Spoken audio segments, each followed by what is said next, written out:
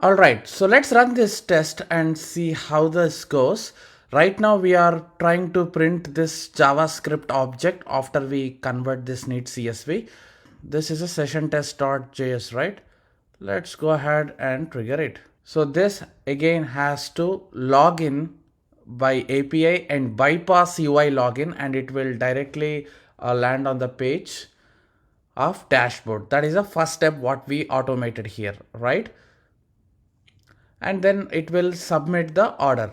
So it will go through all the pages and it will make sure it submits an order. All right. So once it places an order, now let's see what happens. You can see that read file. So there is a file got downloaded, which we have seen. Right click, inspect, and let's see if we can see any console. In the last step, go to console tab. Okay, looks like no console is displayed here. Let me try again. It's weird because there is a line clearly saying that print JavaScript object. So let's open the console this time and monitor if we are able to see that. Okay, here now it got generated. It's weird. So that JavaScript object is coming only when I open the console in the right side. Anyways, that's okay. So 38 line number in session test. So here is 38 line number where we are printing this object. You can see that how JavaScript object is generated. So in zeroth index, it has stored all the details. So that means it's first treating that whole CSV as an array. Okay. So in that array, if there are 4 rows, then there are 4 items in it.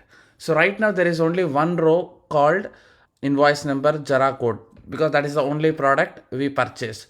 So there is only one row created and one index is there. So you know that in array index starts from 0 index. So that's why in 0 index you can see that serial number 1, invoice number this, ordered by, product description, product name, everything detailedly we got. So all this row converted into one nice JavaScript object and you got access here. Now let's say there are 4 rows here. So that means you will see another index, just like how you saw 0 index, you will see first index, second index, third index, and like that you can access. So in our case, there is only one row. Now to access this JavaScript object from your test, first you have to tell like this, right? CSV of 0th index, because in this case, this JavaScript object is an array. In that array, we are going to access 0 index. So that where your control will reach this object. And from here, you can tell, okay, so get me the product name. Okay, so it's easy, right?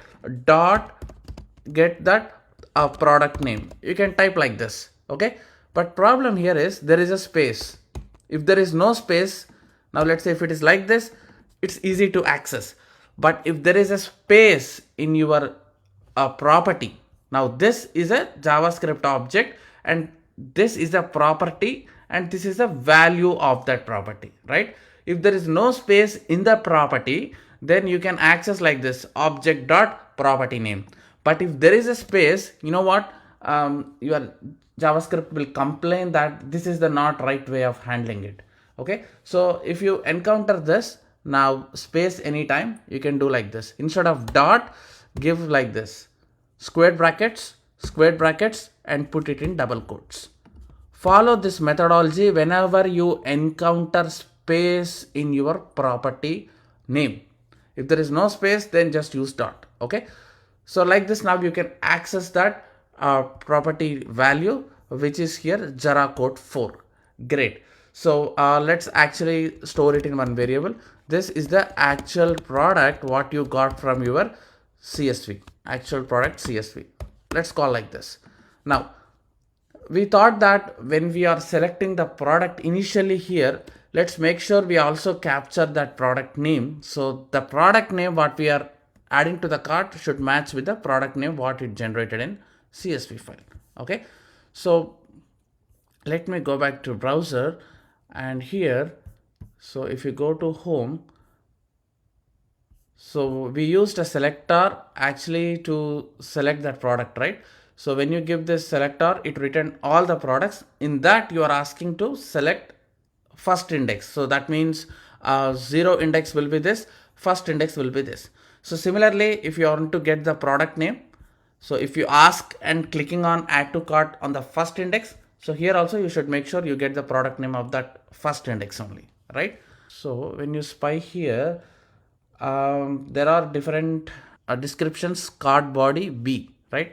So card body, this is a class name which highlights all the products, and if you go space B, then you see it is highlighting all the product titles. So out of all these titles, we need this first index one, because this is 0, this is 1, so it's easy for us to get, right? So if you are sure that you are clicking on first index of cart, then cy.get, and this will get me the titles of all the products, out of which get me the first one, because here where I'm going to click, right? So dot text.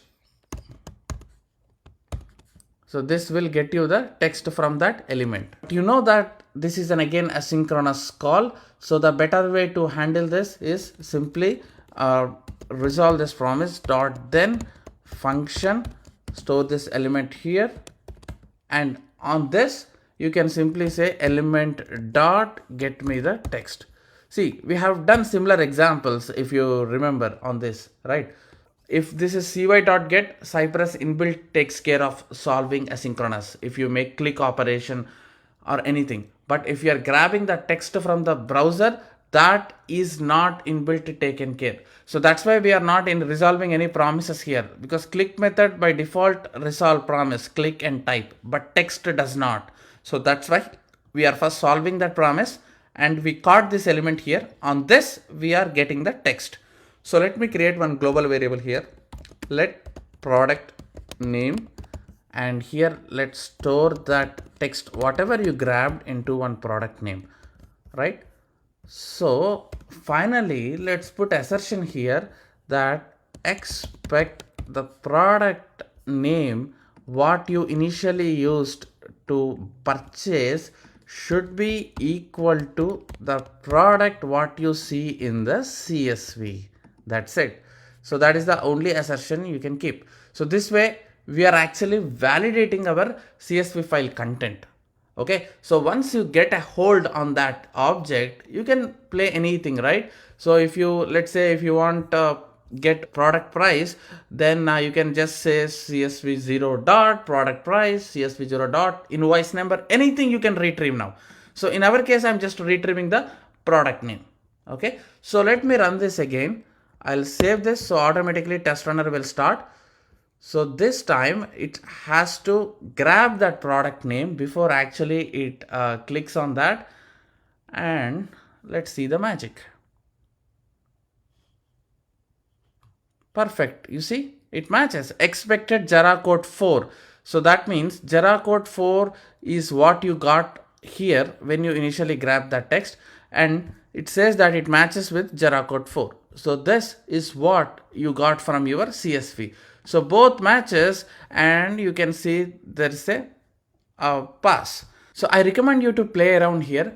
Now, for example, you get an order number here, right? So this order number is also displayed here, right? Now, instead of product name, in your thank you page, grab this order ID, store in one variable, and now again parse the CSV, there get this dot invoice number and see both matches. Okay, just play around this CSV because you have the content in your web, so you can nicely compare them and assert it. Okay, so that's how you can parse CSVs and access it in the Cypress. Hope you got this lecture, and you can download the code content from this lecture about what we discussed in this section. All right, thank you.